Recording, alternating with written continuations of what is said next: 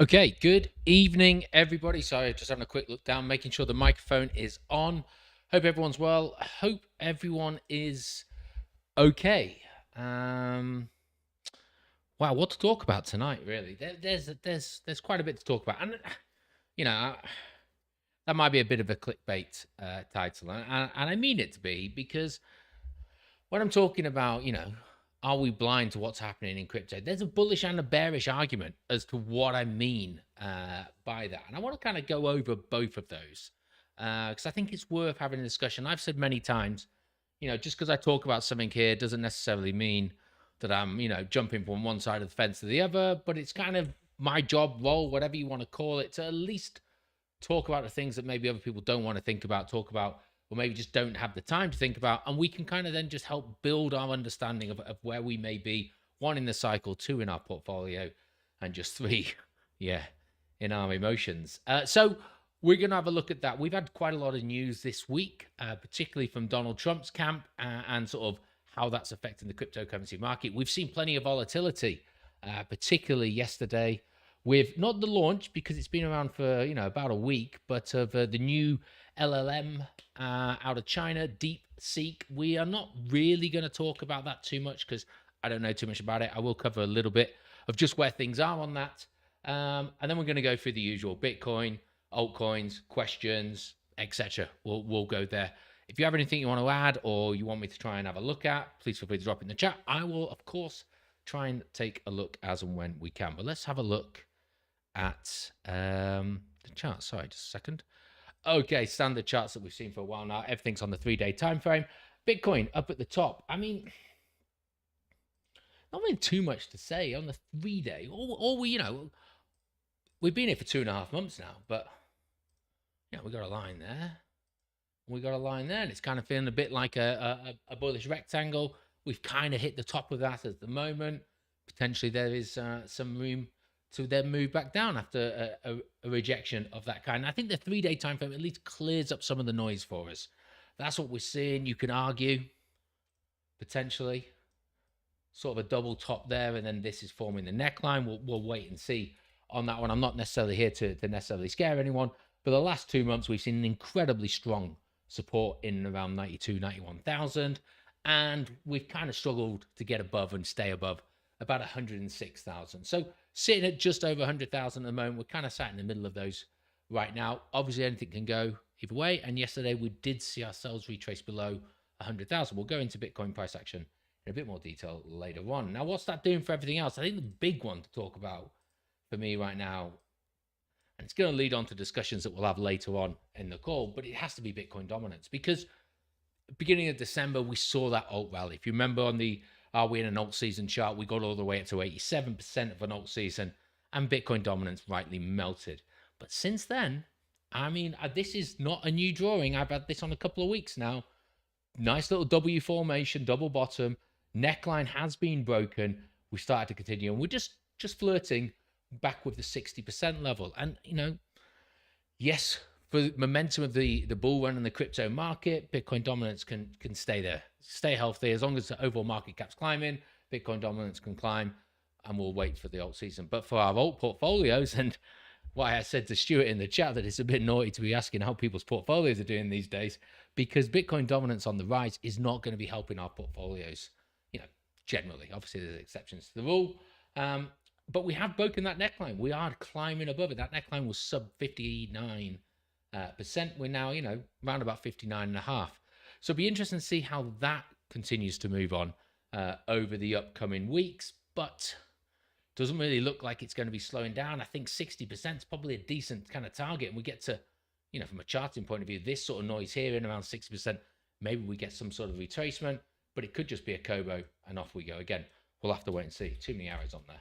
We'll leave the initial ones just for what's happening. And that's obviously now being reflected in the total market caps. This is total 3, as you know, excluding BTC and Ethereum. Now, it's not quite retraced all the way down to the neckline, but we are seeing that double top.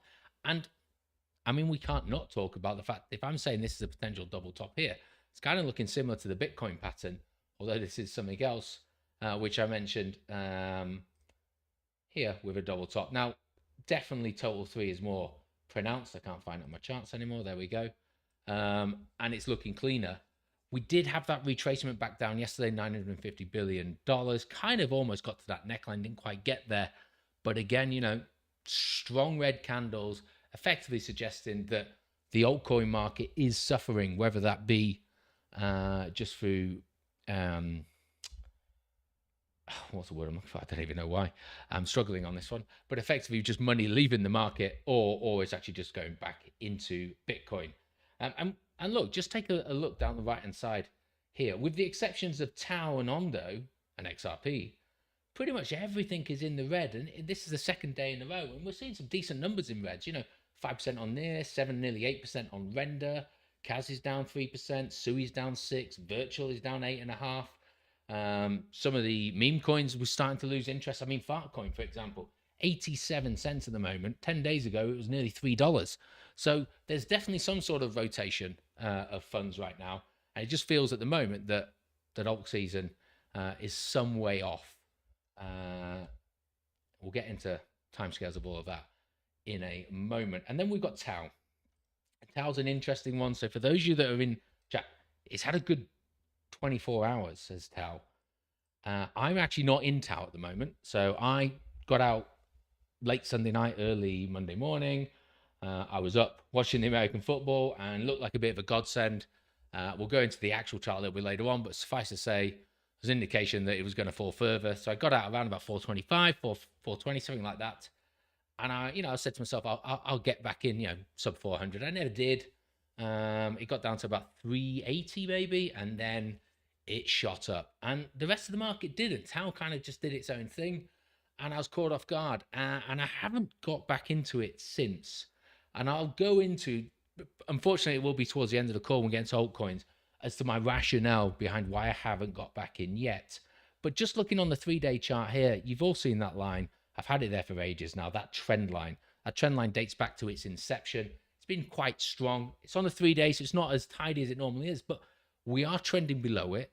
We have ultimately not broken above it. And since the turnaround of the alt season in December, we haven't really seen Tau do much. It has these strong pumps, but they generally are short-lived. And that's the very short version, is why I haven't quite got back in yet.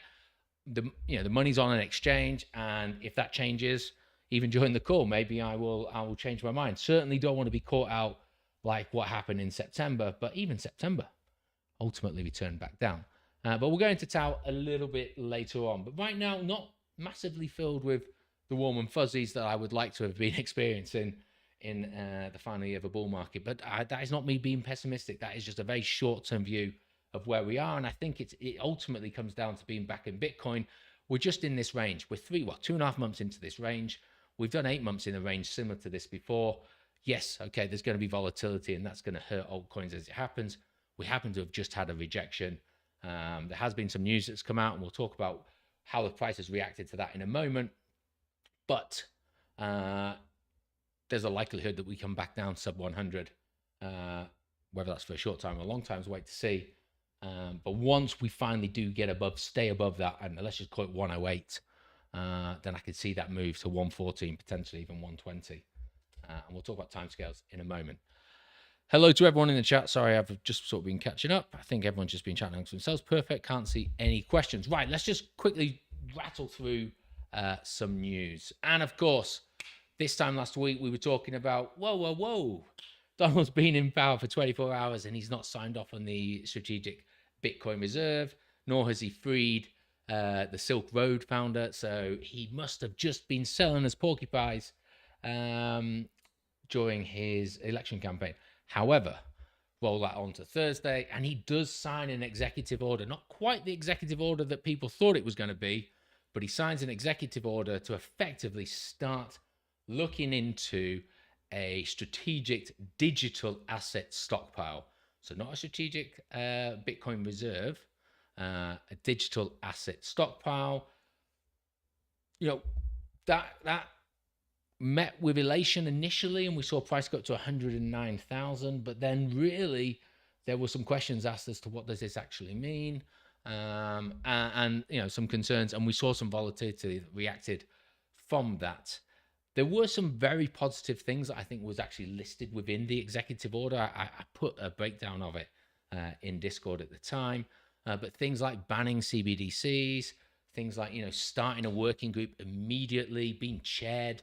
God, I've forgotten his name now. It'll come to me in a second. It's not Cynthia Loomis. Dave someone, I can't think what his surname is. Anyway, it doesn't necessarily matter. But getting this working group going to establish what is actually going to happen. And I think I was probably a bit of a sucker for this as well, in that, day one, he's going to promise that he's going to get a strategic Bitcoin reserve in place. But, the reality of it is, and it's summed up quite nicely in this tweet on this article, executive order gets signed, Bitcoin price spikes up. People started to look into, well, wait a second, why didn't he actually use the word strategic Bitcoin reserve? Why didn't he authorize effectively the Loomis Act or the Bitcoin Act, which was buying 200,000 Bitcoins every year for 5 years, not selling for 20 years? Because that is not in his remit. That has to be approved by Congress. So he can't do that. Whether or not he said that he was going to do that, or whether or not we just misinterpreted what that was going to be, the reality of how that works is he can't do it. What he can do is start getting the ducks in a row. We don't have timescales for how long this is going to take, and also the fact that he has mentioned a digital asset stockpile rather than a strategic reserve of Bitcoin, obviously then meant people started to panic again.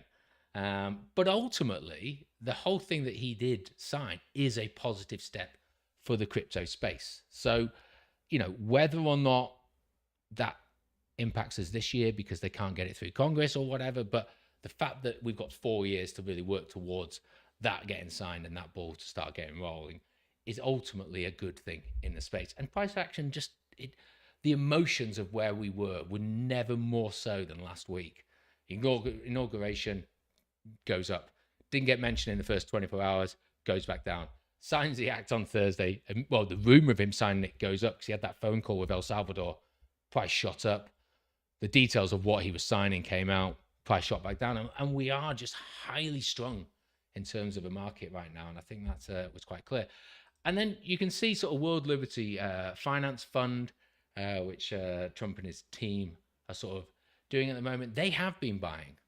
And people jumping up and down, yep, he's buying Bitcoin. He's not buying Bitcoin. And I think this is something that we just need to be careful about. So what is he buying? Well, he's bought nearly $200 million worth of Ethereum, and that thing hasn't been doing anything. And then the biggest kick in the teeth is he's buying wrapped BTC. So it's not BTC. It is effectively an altcoin. Okay. Why do that? Well, there is some staking opportunities, I suppose, for want of a better term, from a DeFi point of view of utilizing wrapped BTC. But nothing majorly there. And you can see some of the other things, people getting excited. Link, Chainlink on there, Aave, Tron. Okay, some useful ones there.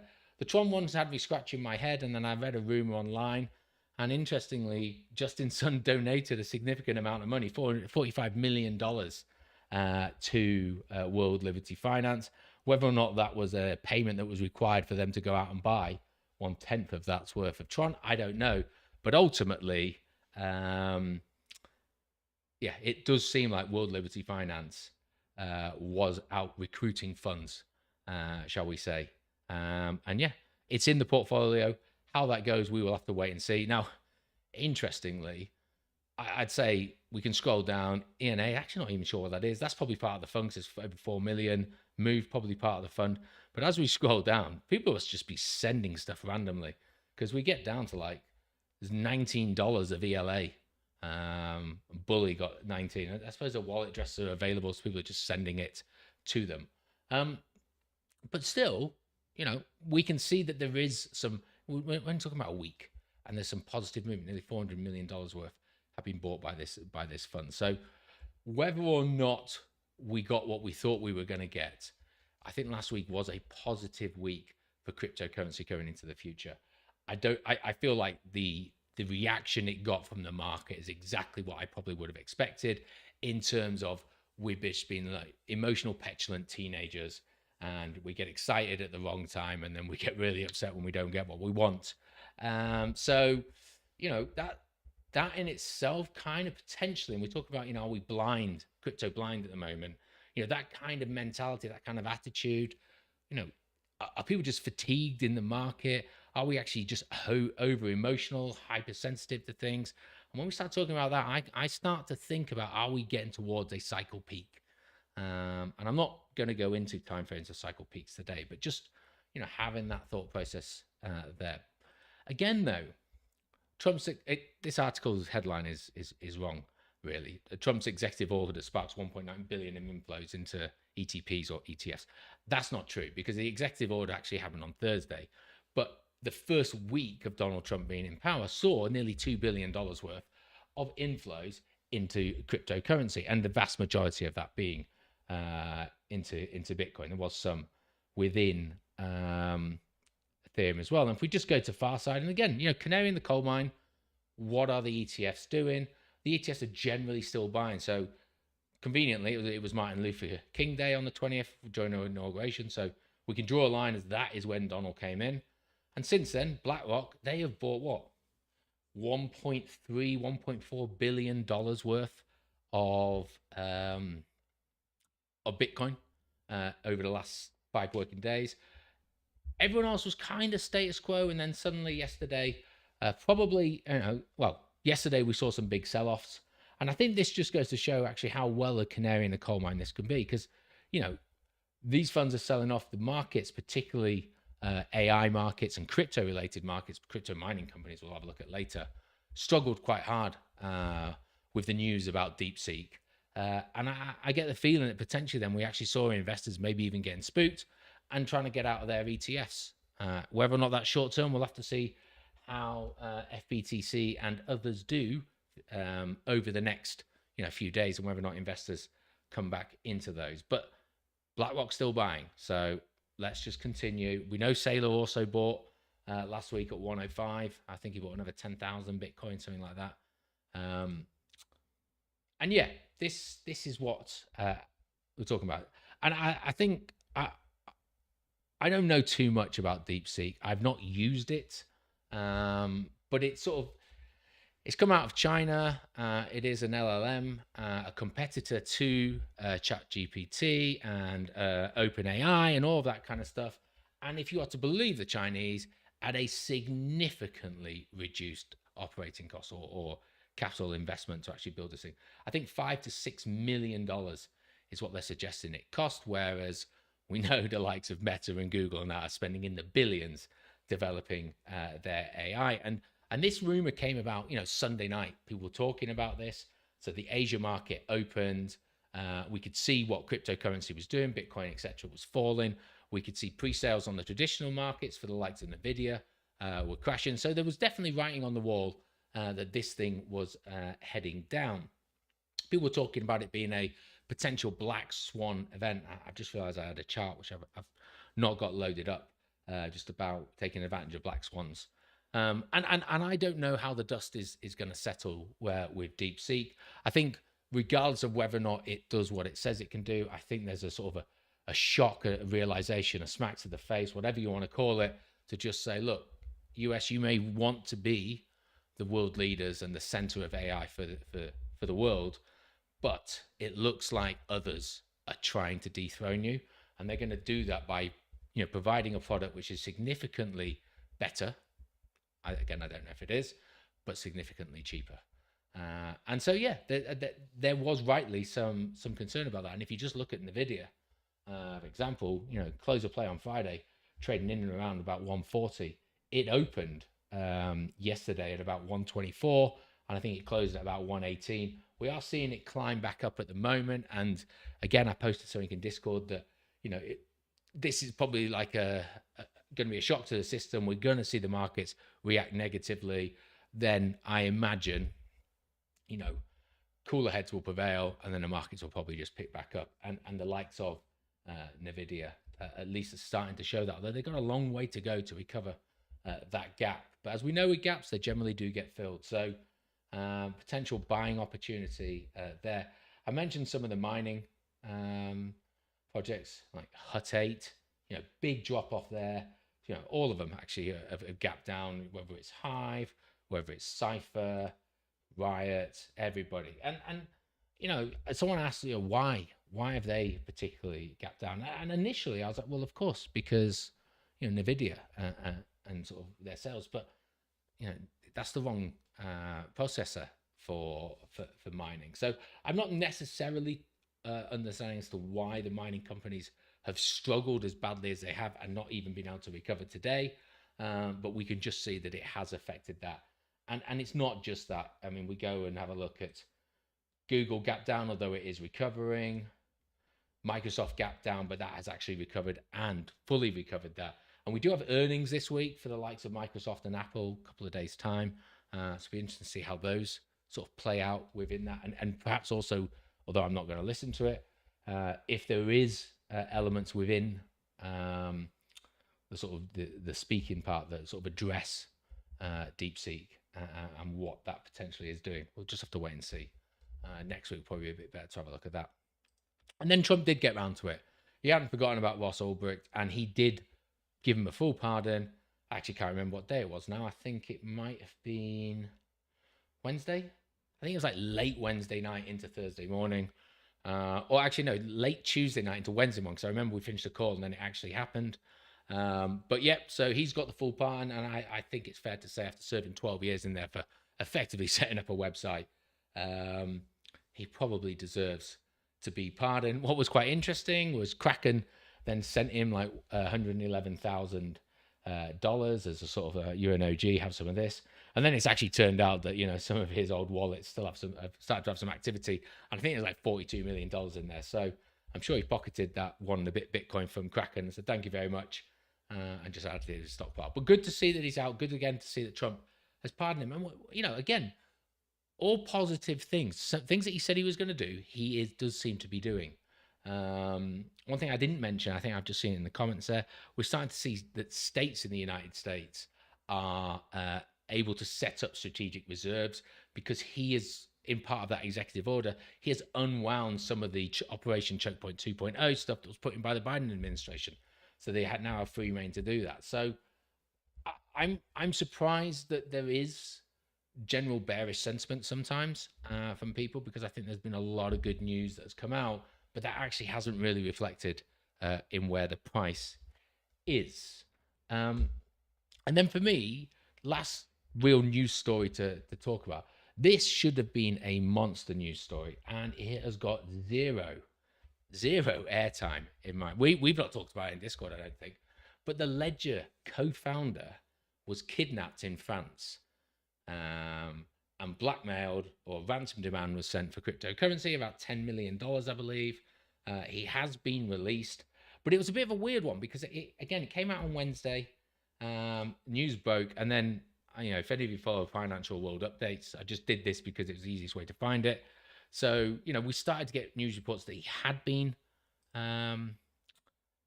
reportedly being kidnapped.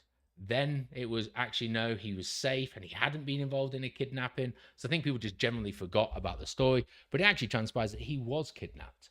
And not only was he kidnapped, they chopped his finger off as sort of proof that they had kidnapped him and sent it to the other co-founder of Ledger. So not only was he kidnapped, or him and his wife were kidnapped, but he has been mutilated as proof of it.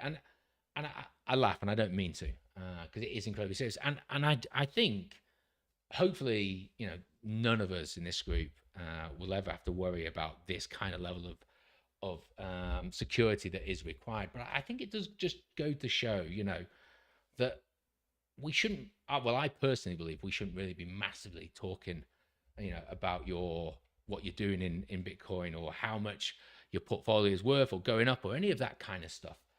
Because you just never know who you're saying it to. And I kind of like get friends now who know I'm in cryptocurrency, and they'll ask me, how much Bitcoin do you have? And I just say, I take a line from Fight Club, which is the first rule of Bitcoin is you don't say how much Bitcoin you got. And I think that's probably the safest way to be.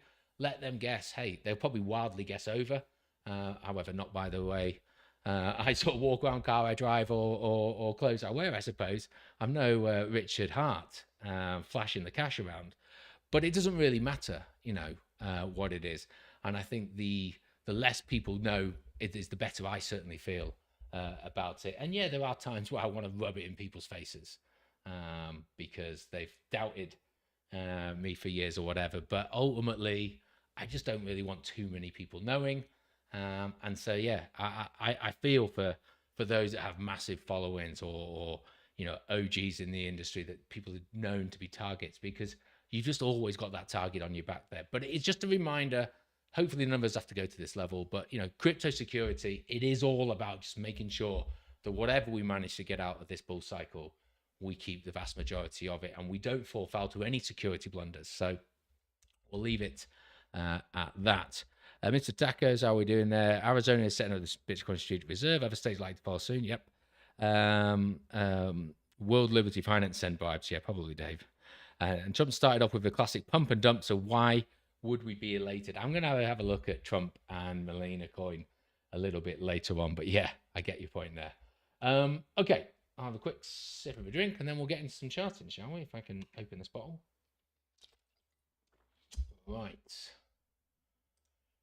So here we are with Bitcoin's price action. We're now talking on the 12-hour time frame, and ignore the blue lines and ignore the red circles at the moment, but you can kind of see that we are just ranging, as I've said. And there's a couple of fibs that are hidden behind the yellow boxes there, but the 1.618 and the 2 are set around about 94 and just under 110,000. I think they're the kind of top and bottoms that we're really dealing with. But if we just have a look at the price action just here, which is kind of covers the last week, we can kind of see, as I mentioned, inauguration, we moved up into this zone. I originally graded that out last week, but actually since last week, we've now got a new level of trapped liquidity, if you will, people who have ultimately gone short in and around about 107 to about 110,000. So there's certainly one target zone. And then yesterday we had that drop back down, and you can kind of see on the 12-hour, we wicked to there. And that in the red and gray box was the previous trapped liquidation levels. And it went down to about 97,800. So wicked perfectly into it, closed it. And then what we've actually seen is it's been building for a while, but 95 to about 97,750 is where that area is now remaining and building through. So we can kind of now see the price action sitting at 102. We're pretty much just stuck right between it. And although I showed you on the the first Bitcoin chart that looks like we bounced off that top range, there's no actual real indication of where we're going. And from a liquidity hunt point of view, market makers could take it in either direction. There's no real need to sort of continue the downtrend, because there's plenty of it up to the top as well. We'll move on to the next chart. I think we can label that one. I don't think there's anything else we really need to see there. And so what actually happened yesterday? Because now looking at it on the daily, yesterday's price action looks pretty damn good. So why is Harry sold his DAO? Why is he, talking about, are we being a bit blind in cryptocurrency? Well, we'll get to that a little bit later on. But the line you can see here was what we drew before the inauguration. And we could see that, once we made that first move up to about 106,000, we then sort of tried again at 102,000. We were ejecting from it, and we broke through this. We broke through, we Kobo'd off, and it was, finding our new highs, but stayed in and around that sort of $104,000, $105,000 range. Then yesterday with the DeepSeek news, we crashed back down. But where did we Kobo down to? Perfectly where this trend line would have extended out. I mean, it was absolutely perfect. I'll zoom in. And then it ended up being an incredibly strong wick down there. Great low test. And what that's showing, for those that don't want to follow order books or anything like that, is there's immense amount of buying pressure below sub 100. People are willing to buy below that, and it's absolutely bounced beautifully from that. Today's candle, we've still got 3.5 hours to go, so let's not talk about that one too much right now. A little bit of an indecision. But then if I throw on the 50 EMA, which I'm always talking about the 50 EMA, it actually went straight down to that 50 EMA and bounced from it. So from a daily point of view, price action is actually looking pretty good. We've broken through, we've made an all-time high, we've consolidated in and around that all-time high level. Yes, some news broke, black swan event. Don't think it was quite black because it was recovered pretty quickly, but some sort of news event. But once we went below 100,000, the order book or the buy orders flooded in, strong growth. And I don't think I got volume on here. Let's just throw it on. But I imagine that volume bar is going to be a lot bigger. Not actually. I mean, okay, these were inauguration days and days he signed the act, so fair enough. Those two have had it, but fairly decent compared to the few days before. Bouncing from that. Okay, let's just get rid of volume now. So yeah, everything kind of looks hunky-dory. What's this one? Oh, this is just where I take it from, CoinAnk. That's really the liquidation zones, which are back here. We go down and have a look at things on lower time frames. And before we do, one of the questions that was asked was just about vector candles. I know we've talked about this before, but someone asked me why my candles are different colors and what they would mean. I said I'd happily go through it. I'm going to do it short version because I did send them to a video that we did in detail about vector candles. But ultimately, the candles that you see here, there are 4 colors. We've got green, blue, and then we've got red and magenta, kind of like a purple, pink color, whatever you want to call it. And they are just showing increased levels of volume within that trading candle. So blue and green are for positive candles. Red and pink, shall we say, are negative candles. And anything that's gray and white, white's just a standard normal green candle that you'd see on your charts. I just happen to have them white. And volume's just typically what you would expect. I can't remember the amount of time frames it goes back, but for the average amount of volume transactions from that exchange that we've seen over however many candles it is. If it goes blue, it's because it's between 150 and 200% increase in volume. So that's why it's blue. So we can see that actually there's a bit of a frenzied want to buy in and around there. And if it's green, it's actually above 200% of the volume. With the red and the pink is 150, but for sales, and the red is 200. Why do we follow them? And then what else do they leave on the chart? Well, this gives us an indication, and it is only an indication of, over exuberance, over enthusiasm of buying the asset in a particular direction. And generally that kind of suggests that we may have trapped people, or people have committed in and around that area, which then, if you follow market maker theory, suggests that it presents target zones for market makers to retrace the price to.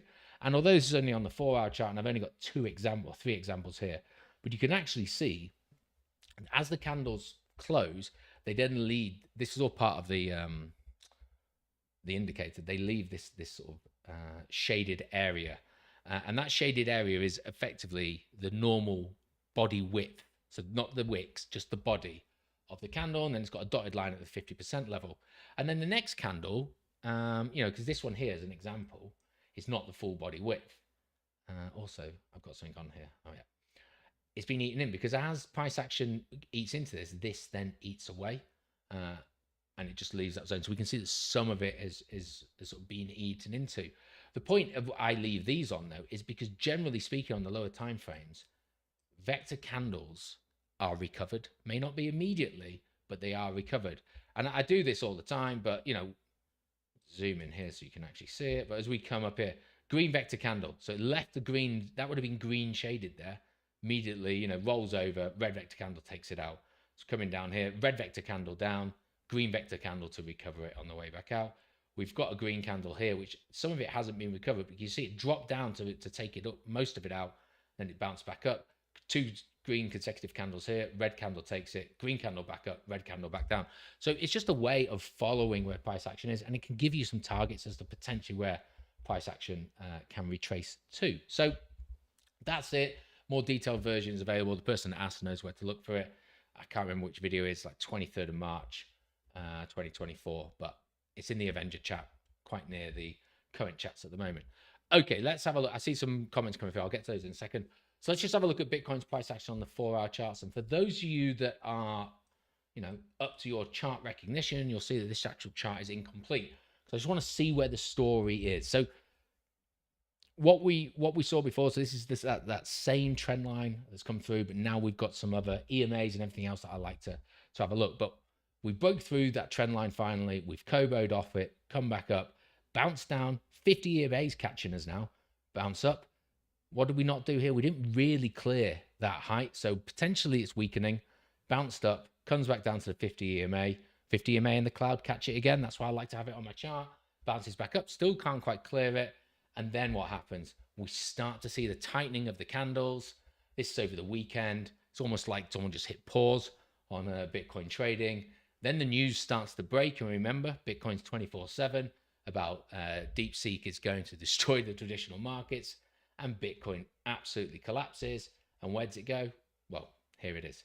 Hits back to that trend line and bounces up. And it's not the daily, remember, so we don't have the 50 EMA on the daily here because this is the 4-hour, and it bounces back up, and we see a strong recovery initially, and this is where I've held off. So this was 4 o'clock in the morning UK time. This takes it to 8 in the morning. UK markets open, market recovers. Okay, perfect. Let's just get rid of this now. Then what happens? And this is where I'm just a little nervous with where things are, because we've had that strong recovery. The green vector's there, blue vector's coming in, so that volume's actually starting to slow down. Then what's happening? We're seeing very small candles, so we're not seeing much price action. Where's it being held? It's being held below the 50 EMA. And not only that, but we're curving away from it. This is actually screaming to me 50% recovery. It's actually a bit more than that. Dead cat bounce. What's a dead cat bounce? Normally that's an indication that actually we're going to see some form of further falling. So I'm not in a hurry to get back in the market because, one, Bitcoin's not exactly screaming to me that we need to get back into the market. Donald Trump's played his hand. He's done everything he said he was going to do, or at least his version of what he can do right now. So from a news point of view, not really anything that we thought, Donald Trump's going to pump this market to 150K. That's not happened because, not yet anyway, because he hasn't been able to actually deliver on things that are really going to make a difference. The US starting to buy 200,000 Bitcoin every year for the next 5 years. That's going to make a difference. And so maybe actually after seeing price action here on the lower time frames, I'm going to go even low on the time frames in a moment, peaks up, doesn't really get there, and then we start to see struggling to clear these peaks with volume. There's still volume, but we're not getting there. Potentially writing on the wall, that's fallen away. We've recovered it. But my intuition, my guess, the reason I'm not back in at the moment is that actually we haven't cleared the 50. We've lost the 20. We're actually now trading below the 10. More than likely, we're going to recover this vector zone at least. Retest of the 100K, maybe the 200 EMA is what catches us, or actually we have another go at 97. And I didn't bother bringing the order book up because I was trying to find a sort of a clear table that showed it, which I couldn't. But I could get the Binance order book up, and there is a decent amount of Bitcoin that's ready to be bought from about 98,500 all the way down to 95,000. So there's definitely some orders there. Whether or not they stay there or they get pulled as price gets towards it, but that's going to help to drag price down that way. So for me, I really want to see Bitcoin, have a rocket, turn this around, get above that 50 EMA, start consolidating above it. And as I said, on the daily, everything looks great, but on the 4-hour, not quite there, not quite convinced at the moment. And we're ranging. So if we were climbing low tests, I'd bank those every single day. But the fact that we've been ranging for 2 months, low tests for me don't carry as much weight. The low test just shows me that people are willing to buy down lower.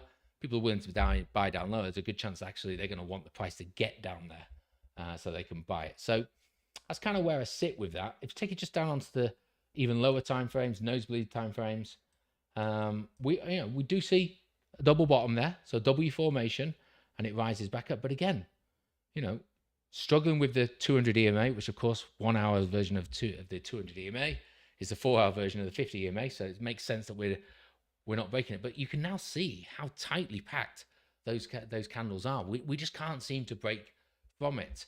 And potentially, I don't know where to draw it. Maybe there, wicks. We've got potentially some sort of bear flag pattern forming.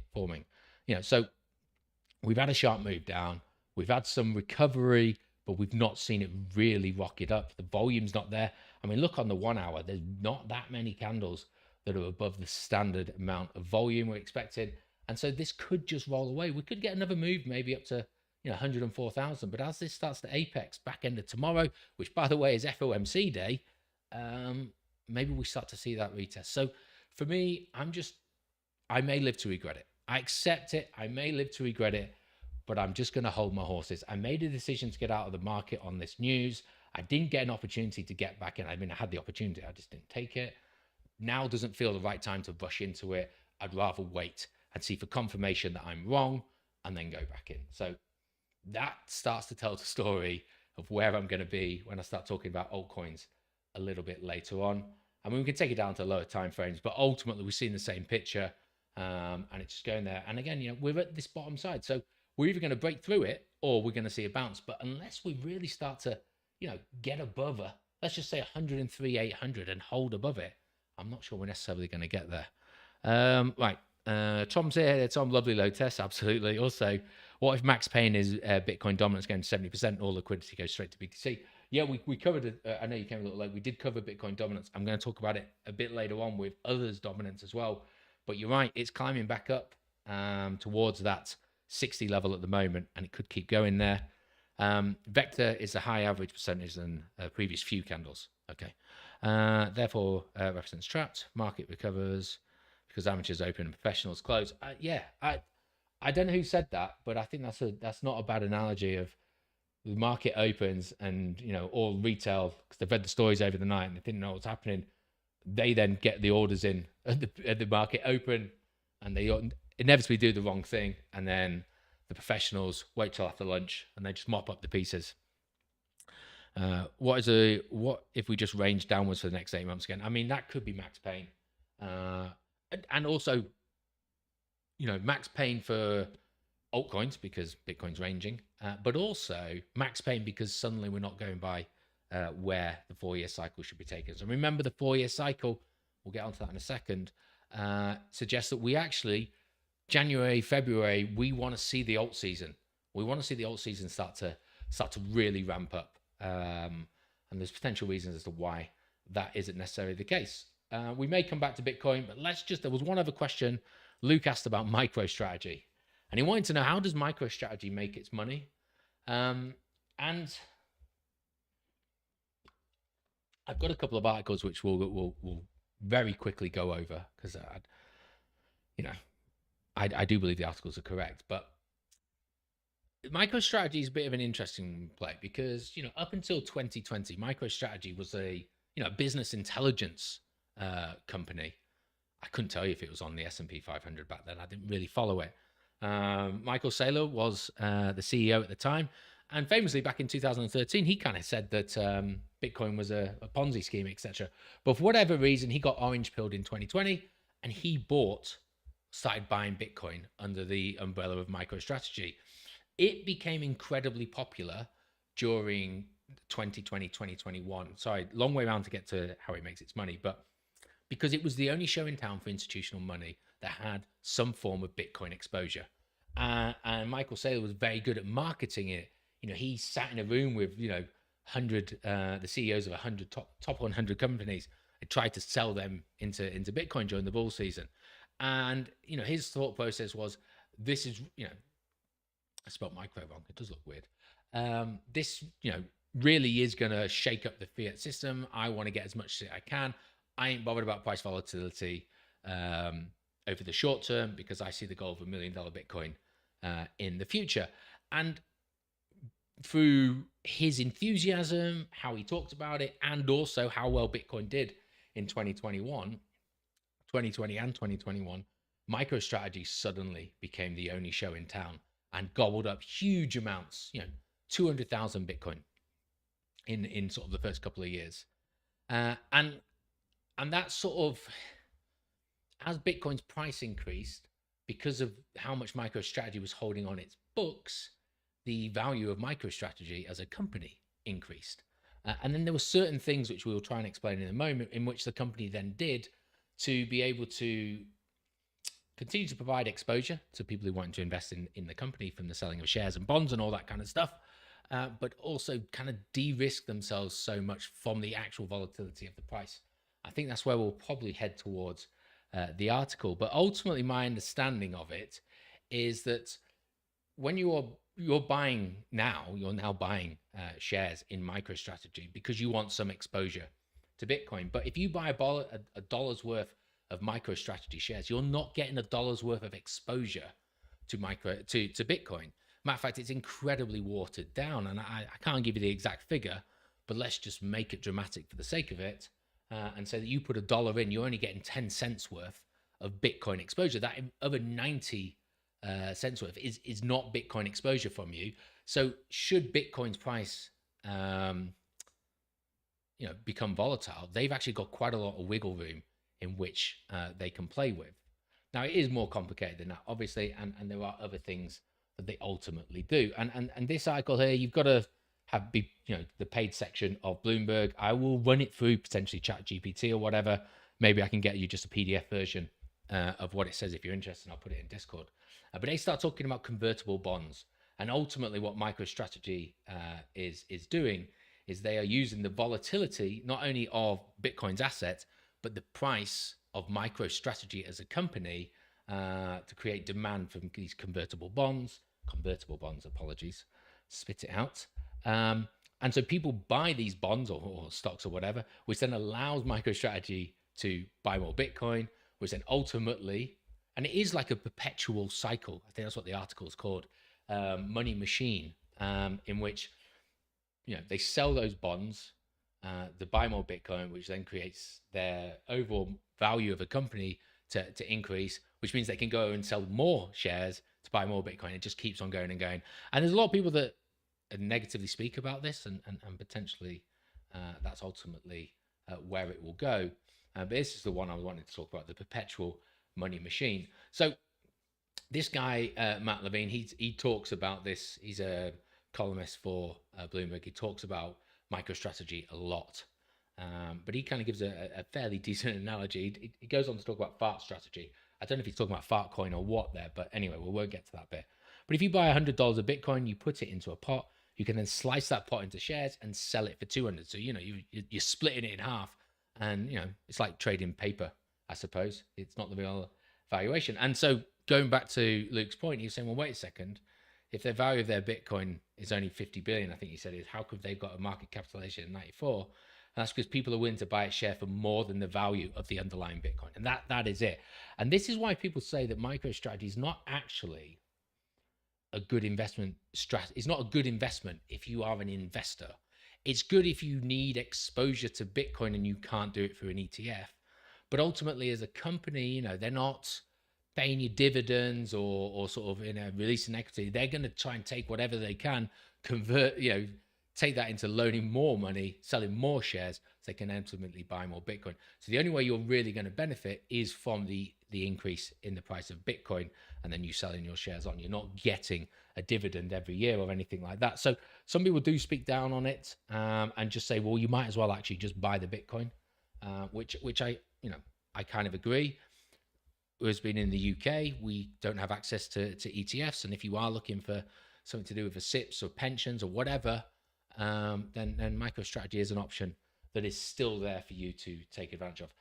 I'm not necessarily going to go through it in much more detail, because it starts to just get a bit confusing, the article. It's a well-written article, but he starts to then jump into the analogy of fart coin and fart strategy. So I don't want to confuse it, but I will post it up in there.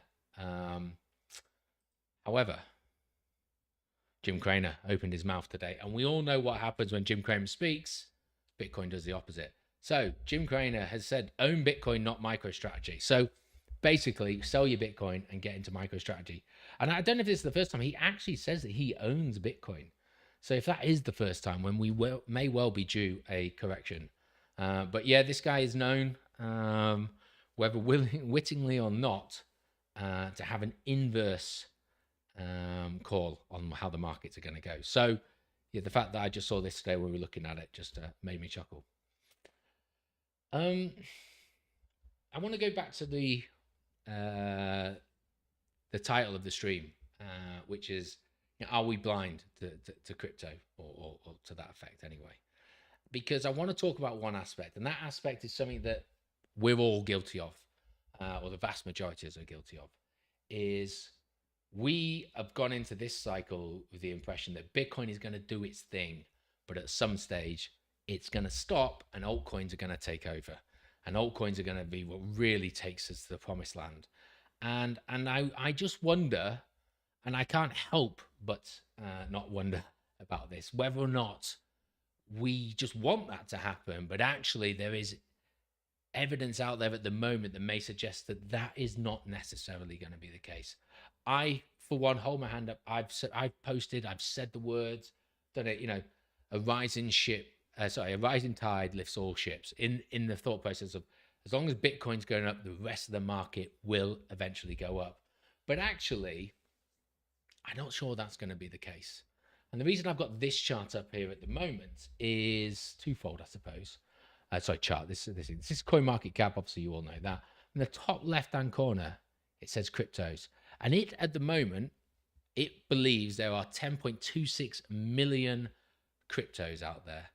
At the peak of the last cycle, I think we were about 250,000. And a year ago, we were at 2.2 million. And that's just on CoinMarketCap. When you go onto things like Dex Screener, we get people suggesting that we've got 36.4 million cryptos today. And not only that, but we're on pace to have 100 million cryptos by the end of 2025. Now, that is just an astronomical amount of cryptos in which money has to flow into. Now, of course, 99.99999% of those are going to be zero, just like 95% of the 200,000 in the last cycle were probably zero. But that difference in 5%, from 95 to 99.99999 is vast when we're talking about 200,000 to 100 million. And so suddenly there's just too many around. And it's not just that there's too many meme coins that are being made. And I'm going to talk about meme coins in a second, which inevitably go to zero or rug or whatever. But actually what we're also finding is there's a lot of projects that just do the same thing. And so, what little, when we scrape away from the crap meme coins that are not going to get anywhere, or the projects that have just been launched that are now dead and are not doing anything, Wonderland and Ohm and all of that kind of stuff, we're still left with a very large pot in the millions of projects that are competing against each other. And even if we do get 10 or 12 trillion into the market, which I want to happen, of course I do. It's a lot of money. It's a lot of zeros to come in over the next 9 months. There's just so much that it's going to fight against. And so I just question whether or not altcoins, it's just to throw at a dartboard, because that's what it was. In 2021, you could just throw at a dartboard, throw your money anywhere, and you would make a return. I'm not sure that's the case. And so actually being quite selective about what we go into is quite important. And this article basically just summarizes exactly what I was going to talk about, just gone about it from a different point of view. But there was something in here that I just wanted to look at. I can't find it. Yeah, this was just, so today, 36.4 million altcoins compared to fewer than 3,000 during 2017 and 2018, 500 in 2013 and 2014. And I'm sure somewhere it was like 250,000. I can't see it, but you get the point. That we are just increasing that. So, okay, there might not have been as much money splashing around back then, but the gains, the X's, the 10X's that you got, the 20X's, the 30X's just happened on a lot more projects out there. So we really need to bear that in mind. Now, I don't think many of us are, have a portfolio that is heavy from page 5, 500 onwards. I don't think that's how we are set up. Let's just go, page 6. Let's just go at random. Based AI, okay, maybe that's on there. But, even if you have some of these, they're not going to make up the large portion of these. And I'm not saying that these aren't going to make it. Obviously, some of them will. Matter of fact, I recognize some of the names of these. But I'm going to show you the next chart, just try and get an understanding of it. And this goes back to something that I have talked about a lot. And I know that I have a completely different view on this to Siam in terms of market percentage dominance. And just how incredibly difficult it's going to be. Because when we look at this is others, okay? So this is the dominance of the market cap, excluding the top 10. So this is 10,524,990 tokens, according to CoinMarketCap. And we're not including the top 10. Of that, so those 10 million tokens only make up 9.3% of the entire market. Or to put it another way, the top 10 make up 91% of the market. Okay, just let that one marinate and sit in for a while. The top 10 tokens make up 91% of the market as it currently stands. So when we now talk about, projects that are even in the top 20 or in the top 50 making a move to something like 2%, which is a top 10 token, which is about a top 7 token, that is an incredible move. Incredible because it's got to break, something from the top 10's got to fall, but incredible because there's 10 million tokens behind it, 36 million, 100 million tokens behind it that are competing for only 9%. And if you don't, I didn't believe it. I was like, nah, that can't be right. Let's go back to page 1 here. And, look, I've still got my socks on, so bear with me. But Bitcoin, that's 2 trillion.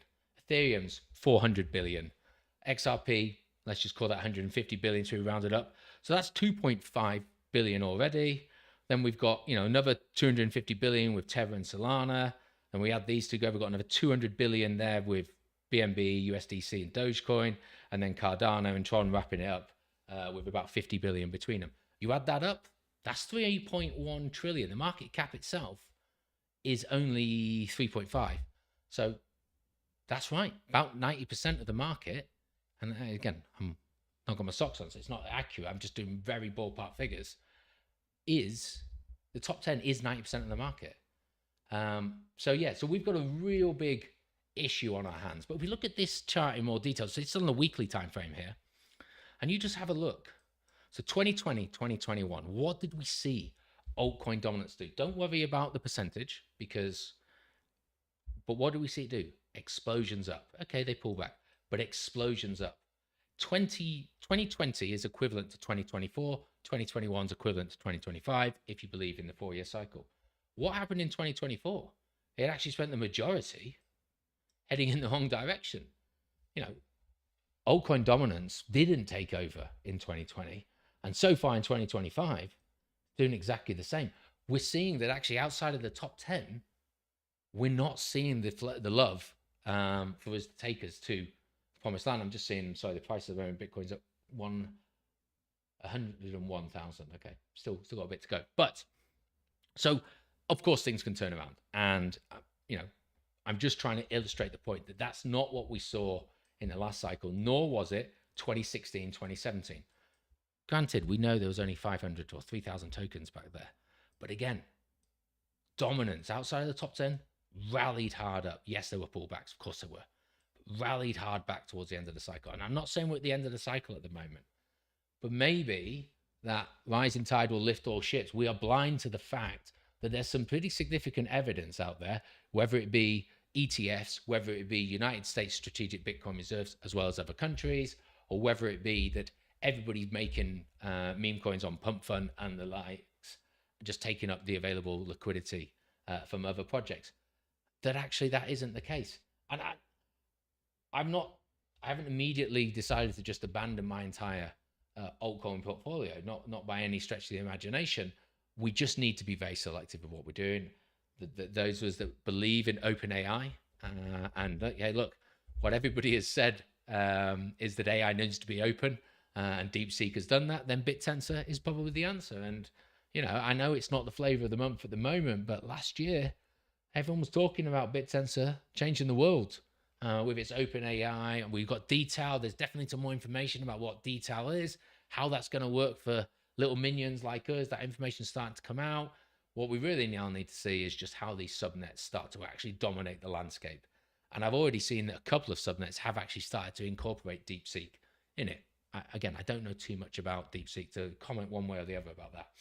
But just having projects that you believe in, things like Chainlink, real world uses, Ondo, real world assets, tokenization backed by BlackRock vendor, suffering a little bit because of the concerns raised by DeepSeek, etc. Because they are bringing out, I think, imagery one as well, or they already have bought it out. XRP, for whatever reason, still doing relatively well. Ethereum, not so much. But yeah, just get the point that actually we may just need to reevaluate where things are going. I will, I'm talk every day in Discord, and we'll continue to have it. And I would love for people to challenge that. If they don't agree that that's how it is, perfectly fine. Let's have that debate and discussion about it. I just think it's something that's we've not seen that level of volume before. We've not seen the interest in memes. We've seen interest in memes in previous cycles, but very short-lived. We've had sustained interest in memes, for the best part of a year now. So March last year, we saw a big pump, then it quietened down. And then from September onwards, it's just been memes. Yes, rotation in and out of memes, but memes nonetheless. So yeah, I think there's something that's worth at least challenging, at least discussing, at least talking about. There's another trader who sometimes has the best counter signal. Mr. Tacos, the question there is, how many of those cryptos have mass exposure to sexes? Well, very little. I mean, so you're right. If you knock it out the park with a meme coin that gets immediate traction, it gets a sex listing. But a lot of these fair launch coins, like take Kaz, for example, take BitTensor even. BitTensor has a Binance, but it doesn't have the Coinbase listing. Kaz still waiting for a Binance listing, I think, pretty soon. Because they're fair launch, the sexes have to buy them themselves rather than them being gifted like we see in some of the more traditional routes. And again, the way with a lot of meme coins now, unless it's Donald Trump, is, it's 100% or it's significantly high percent circulating supply immediately released.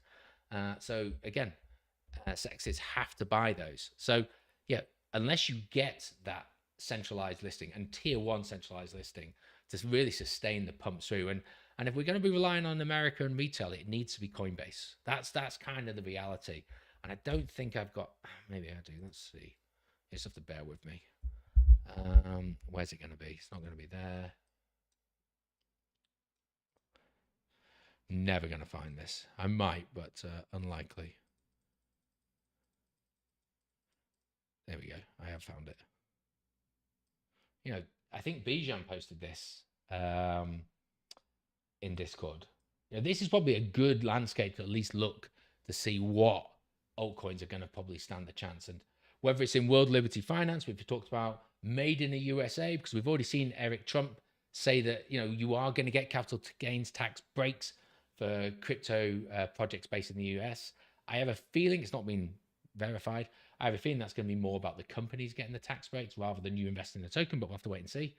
Or things that fall in the Grayscale Trust, because we know they're big swingers in the industry, or the Coinbase Index, and 50 coins that are listed on there. So if you can fall within that, maybe that's a solid altcoin to potentially buy. There's only one that hits all on the Venn diagram, and that's Chainlink. And Chainlink has done well. It will be probably my biggest mistake of the cycle, selling that at $8. Haunts me some nights, to be honest, but it is where it is. But yeah, definitely check that one out if you haven't seen it already. I'll find a link in Discord and I'll repost it. But let's get on to some discussions, because I said I'd talk about where we are with it. So let's talk about Tau. So as I mentioned, I ended up getting out of Tau because I had the misfortune of staying up to watch the Bills versus the Kansas City Chiefs. And, the market was falling away. It just felt like, look, I'm going to get out. And why did I want to get out? Because what I saw was Bitcoin's price rallied up to 63. And I was saying 463, but it closed below the 200 EMA. And I just looked at what it had done the two previous times, and it had rejected from it. And I started to see that it had already rejected. Felt like I was getting confirmation. I decided to get out. I felt great because I was a bit nervous because it hit the 50 EMA, but then the next candle immediately closed. And I thought, right, we're going to get back down to 370. Buy orders put in for 370. And then Barry Silbert released a tweet which took it to the stratosphere. And that 4-hour green candle scared the living daylights out of me, because I wasn't ready for it, nor was I ready to sort of head back in at a $70 per Tau loss. But look what it did.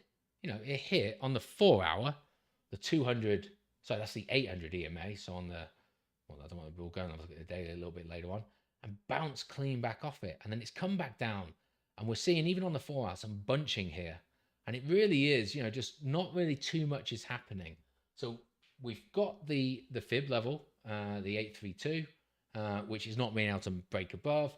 We've got the 200 EMA, which it can't break at the moment. It's still struggling to get over that. But it is being held up now by the 10 and the 20. And so I am potentially poised to get back into it. But I just look at previous pumps, you know, and they do generally seem short-lived, you know, up, but then back down, up, but then back down. This is up. Something just tells me it's going to head back down. And we are still on the 4-hour, you know, since 7th of December.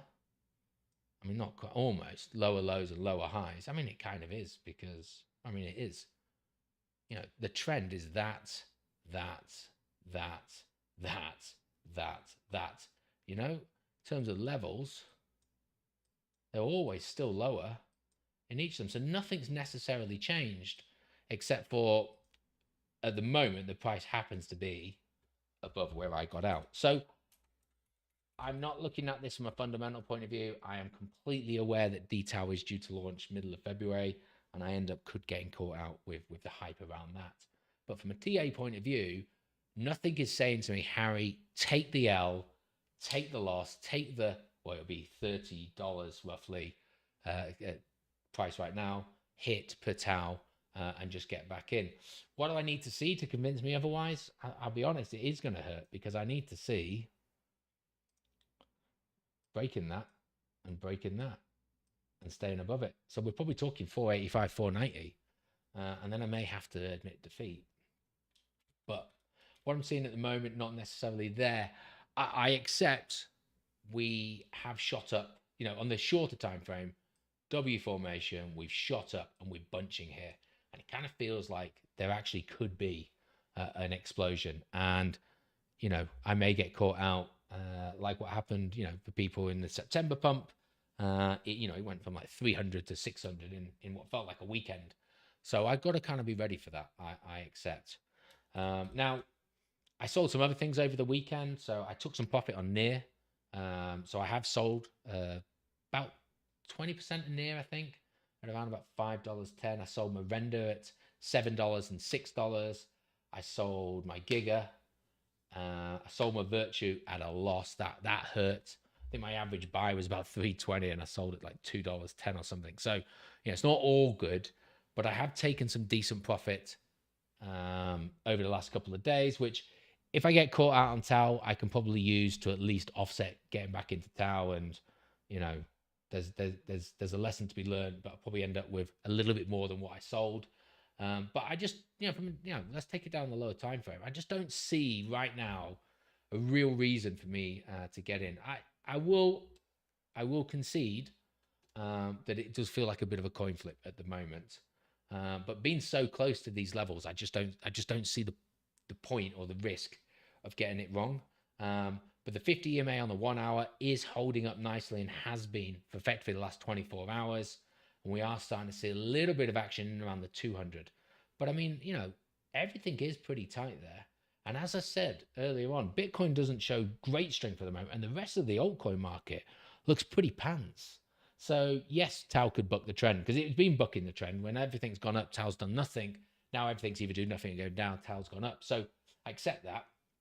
And if the rest of the market was flying, then maybe I would be feeling nervous, but it isn't at the moment. And I'm going to just sit on my hands and wait to see. And you know, people talk about Ethereum as the gateway to the alt season.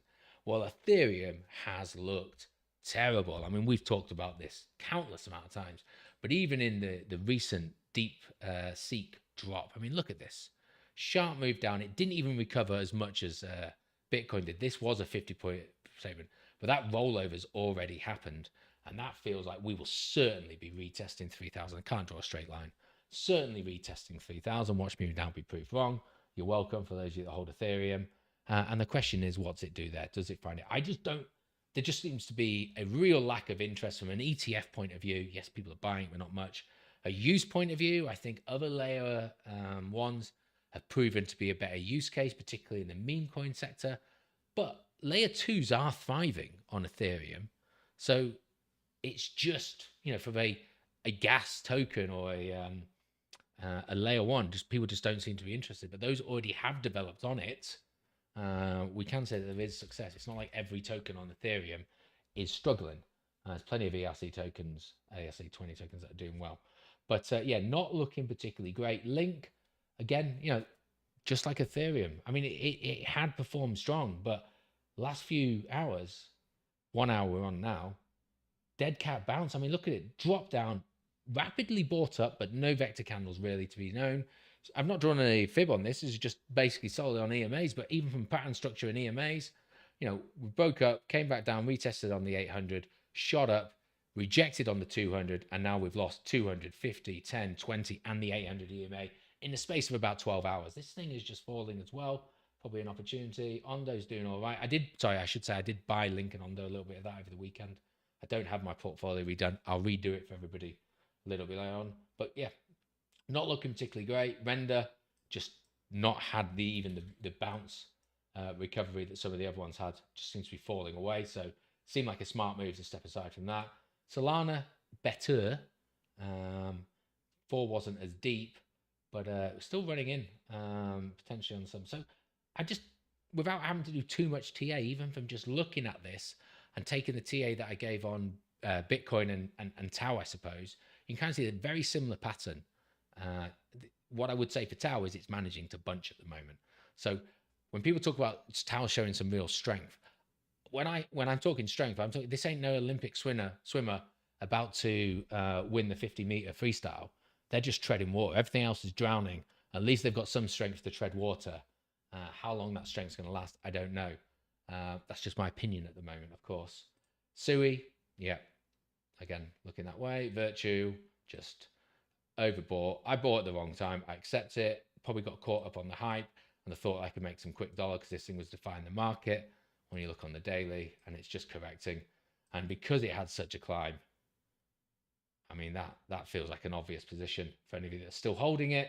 Sort of 130, a retest down there. Not only is it the EMA, but we've got sort of that shelf, that shoulder from a price action point of view. But the speed at which it went up, that doesn't hold. 55 cents on the cards. I mean, we'll throw in EMA just because it'll be good shits and giggles because it had such a strong climb. So the 236, 140, probably get there. That seems logical. Look at this. The 5 takes you in at 36 cents. Plenty of price action there. There'd be levels that I'd certainly be looking at, but not looking great. XRP did recover its dump. So XRP looking a little bit like Bitcoin there. Daily chart, strong candle yesterday. Dropped hard, but then recovered it hard. And, you know, say what you want about XRP. It has done well. Unlike others, even on the hourly, it's broken back above it. And now it's resting nicely on the 50 and the 200 EMA. Happy days there. Giga, Altcoin, I don't want to talk about those. SPX, yeah, it's having its moment too. Memes aren't even this. And then Trump coin. And let's just get us on the daily for Trump coin. 12 hour at least. Oh no, a 4 hour. You know. I mean, need we say any more? We're now starting to see the cloud hasn't formed on the 50 EMA because it needs more. But you know, it's below the 10, it's below the 20, it's below the 50, it's trending down. Maybe there's some sort of support at 25, but we'll have to wait and see. And then, yeah, Molina coin. That's what we're kind of expecting. That's what 99.9999999 tokens of the 100 billion or million by the end of 2025 are going to look like. And this one's doing very much the same. So, yeah, there were some opportunities to take advantage of it when it first launched, but then smart money within that rotated out of it very quickly. So yeah. How did NVIDIA close? Close strong, starting to recover. So anyone that actually had the courage to buy yesterday, well done to you. I bought a little yesterday, but to be honest, I've only just set up my SIP, so my average, I'm actually underwater with my average buy of NVIDIA, but it is what it is. But a drop like that, I'm going to buy and try and take advantage of. Still think they'll have a strong year. And I think that's probably it. I won't even bother bringing it up. It is FOMC tomorrow. So any of you that do have any trades open, you know, just trade lightly. I think it is a 99.5% chance that it is going to remain the same. That's what we're forecasting. So I'm not expecting any shock announcements unless Donald Trump really applies on the pressure. We'll have to wait and see on that one. But no, I don't expect anything too much. Sorry, I didn't see if there's any other questions. Let's just have a look. Wonderland is coming back. Yeah, I believe you.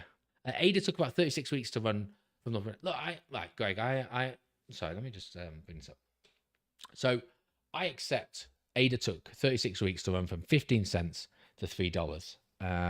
With more tokens out there now, I struggle to see how Tau can do similar to run this year, which would only get it to pessimistic target from 9. So that's exactly it. You give the example, not you, but people give me the example. Well, ADA did it, and it's vaporware, but it had nothing, and it went from $1 billion market cap to 96 billion market cap or whatever. But that was like a 1 in 1,000 did that. There's coins that have already done that. Have already done that 1 in 1,000 that have still managed to sustain it. SPX, Giga, World, Ton, XRP to a certain extent. They're already in the top 100 that have already made it. So I think it's just, I think for me, it's lazy thinking that is potentially what's out there. I don't have ADA on the chart, but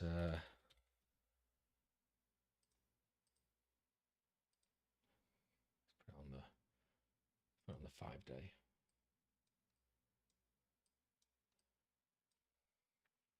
I mean, that's it, that one there from 2 cents to $3. Epic 150x, and then melted away. And that took a year, actually, just over a year to do it. Like you say, from 15 cents, which was here, was just 3/4 of a year, half a year, what have you. I'm not sure. ADA was already in the top 10 when it did that.